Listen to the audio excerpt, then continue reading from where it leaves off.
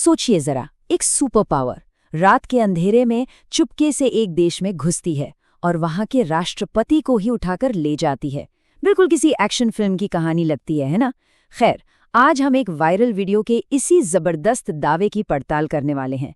Venezuela में हुए एक कथित अमेरिकी सैन्य ऑपरेशन की कहानी। चलिए सीधे उस दावे पर आते हैं जो इस पूरी कहानी की जड़ है। स्रोत के शब्दों में 3 जनवरी को अमेरिका ने वेनेजुएला पर हमला किया और उसके राष्ट्रपति निकोलस मादुरो को ले गया।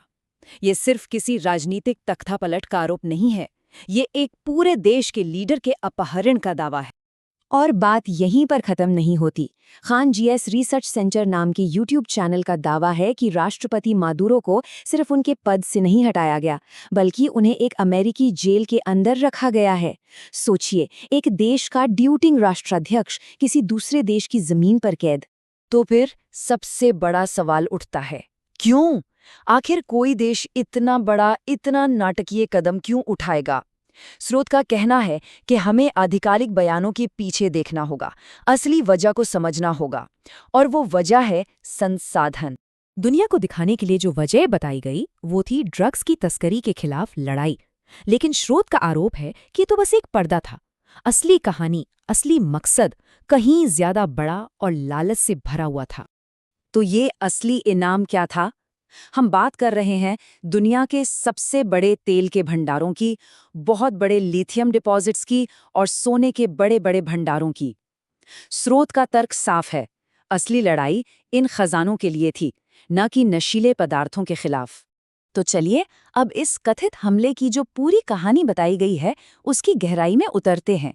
स्रोत इसे कोई अचानक की गई कार्रवाई नहीं बताता, बल्कि इसे एक बहुत ही बारीकी से प्लान किया गया कई चरणों वाला सैन्य अभियान बताता है। और जैसा कि अक्सर ऐसी जासूसी कहानियों में होता है, इस सब के पीछे हाथ था एक अंदर के ही आदमी का।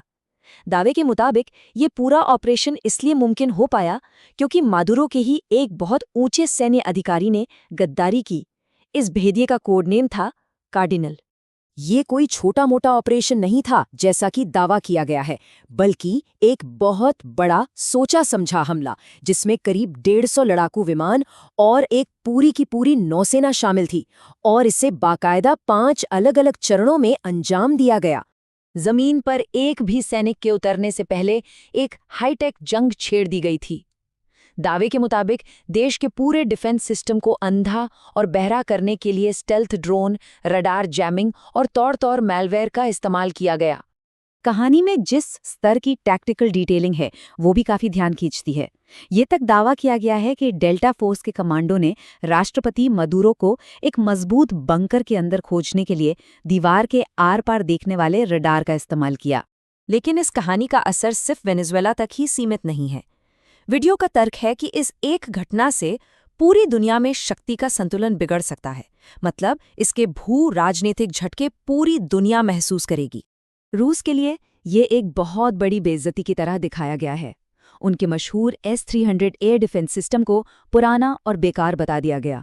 और वहीं चीन के लिए ये एक तरह से हरी झंडी हो सकती है, ताइवान पर चढ़ाई करने का बहाना, ये देखते हुए कि उनके अपने रडार सिस्टम भी नाकाम साबित हुए।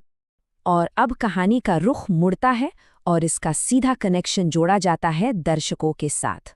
स्रोत इन कथित घटनाओं से एक बहुत जरूरी सबक निकालता है, जो असल में निर्भरता के बारे में एक बड़ी चेतावनी है। तो आखिर ये पूरी कहानी हमें क्या सिखाना चाहती है? वो कौन सी बड़ी कमजोरी है जिस पर ये रोशनी डाल रही है? मतलब स्रोत की असली और अंतिम चेतावनी क्या है? और सारी बात आकर रुकती है एक शब्द पर, निर्भरता। टेक्नोलॉजी पर निर्भरता, विदेशी सॉफ्टवेयर, विदेशी सोशल मीडिया, यहाँ तक कि विदेशी सैन्य हार्डवेयर पर बहुत ज्यादा निर्भर होना किसी भी देश को कमजोर बना सकता है। असली आज़ादी के लिए तकनीकी आज़ादी का होना जरूरी है। तो फिर भारत ऐसे अंजाम से कैसे सुरक्षित है? दावे के मुताबिक इसका जवाब है भारत की परमाणु ढाल। मतलब सिर्फ इसलिए कि भारत एक परमाणु शक्ति है, वो इस तरह के किसी भी हमले से बचा हुआ है। तो हमने इस वायरल वीडियो के इन जबरदस्त दावों को परत दर परत समझा। ये पूरी कहानी हमें एक बहुत बड़े सवाल के साथ छोड़ जाती है। आज की इस आपस में जुड़ी हुई दुनिया में राष्ट्रीय आत्मनिर्भरता का असली मतलब क्या है?